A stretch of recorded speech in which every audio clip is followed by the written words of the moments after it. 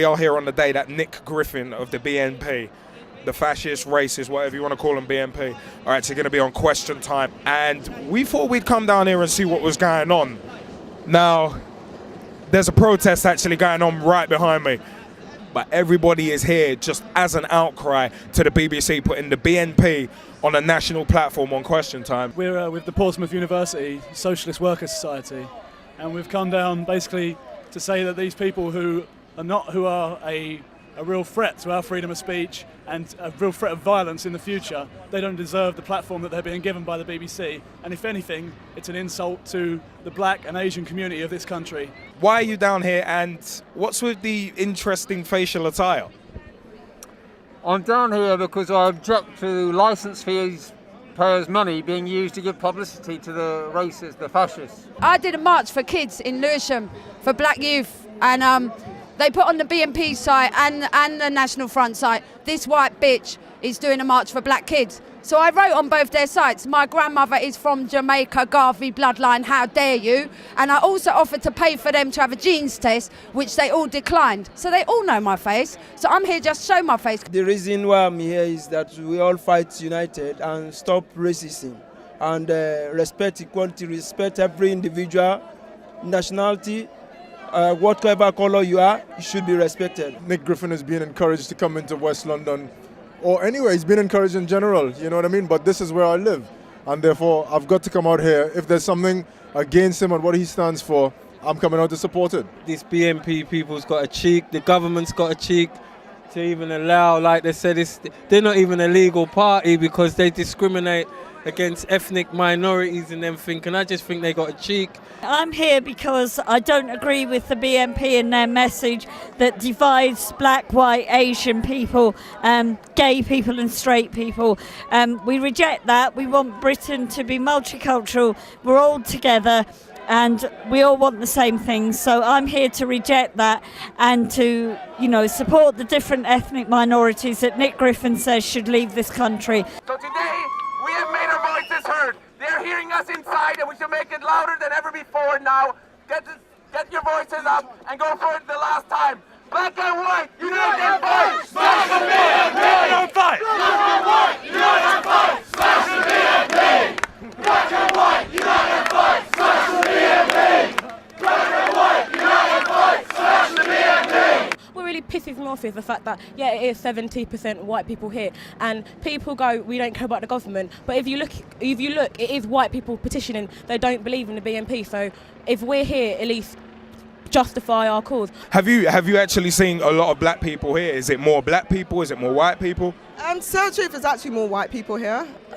My friend, she noticed it at first when we started. We haven't seen a lot of black people here, to be honest, which is a little bit disappointing. Nick Griffin said there's no such thing as a black British person or an Asian British person. I was born in this country. My children will grow up in this country. I'm British, so why shouldn't I fight for being British? As a representation from the black community, here to protest directly at the fact that the BBC have allowed a man of this stature, as you know, an openly racist man, to get the chance to air his views to such a wide audience. This attack on black people, which is taking place through the BBC, they're not a normal party, they're not an average party, they're undemocratic, they're disrespectful, they're homophobic, they send thugs out onto the street to attack black people, they draw from a really disenfranchised, crazy layer that just want to hurt people, so that's why we think they're illegal and that's why we're here demonstrating today. It was just really interesting to see the 70-30 split, and that's a guesstimate, it's probably 80-20, of white people to black people that are coming out for something that is a black and Asian issue. At the end of the day, the BNP are not against white people. They're not against white people, they're against black and Asians, and I'm surprised that there are not more black people especially out here. They're attacking education, they're attacking public services. The antidote to the BNP is a hope which we can achieve through uniting our communities with students and workers coming together to defend public services and provide an alternative. So thanks very much. Everybody should be comfortable saying whatever they want, wherever they want, whenever they want. Do you think it's somewhat counterintuitive to say that and then be here at a protest against the BNP, who are going on to Question Time and are also going to try and exercise their freedom of speech?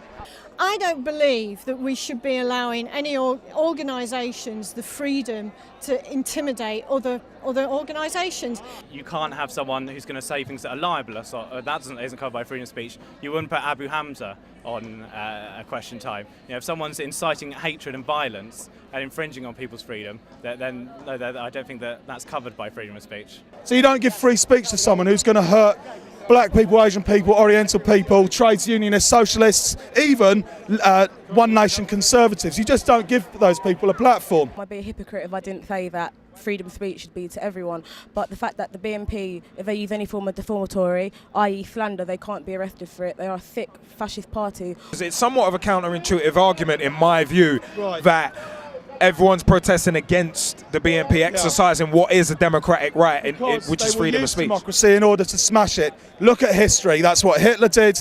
That's what Mussolini did. They used the freedoms that we'd won in order to get rid of them. Louis Farrakhan, for example, he's not allowed in the country because it said by Gordon Brown and the Chancellor, the Foreign Secretary, that he incites racial tension. Well, I'm sorry, but Nick Griffin does exactly that. BNP is a fascist party! Smash the BNP! The BNP is a Nazi party! Smash the BNP! The BNP is a racist party! Smash the BNP!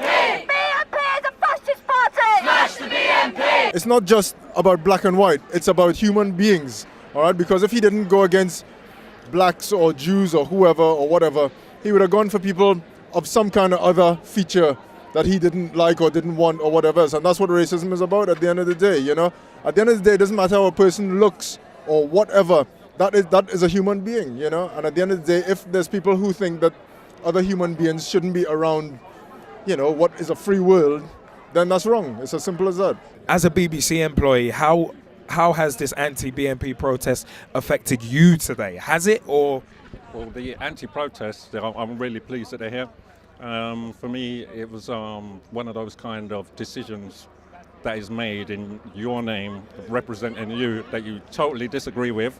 But you have to stay quiet because you're working during working hours. But as soon as my working hours were finished, I had to stand up on the street as a BBC licence payer and make sure that the BBC heard my views. It's actually been quite an interesting night at the anti-BNP march. Well, protest, if you want to call it that. There were significantly more white people than any other race when the BNP being on Question Time is directly pertinent to blacks and Asians. It's actually really frustrating that there were not more blacks and Asians coming out and supporting the cause. There were a few, don't get me wrong, but it's just that it was only a few. We may be a more multicultural society, but there are still pockets, there are still minorities that are trying to promote hate, that are trying to promote something negative and relating it back to race. If you have an axe to grind, whether it be political, whether it be to do with housing or whatever, you got to stand up and make your voice heard. Look at things in a different way. Try and think outside the box. Watch programs like Newsnight, Question Time. It might open your mind. But that being said, I'm the straight shooting one, straight shooting LJA. And I'll catch you next time.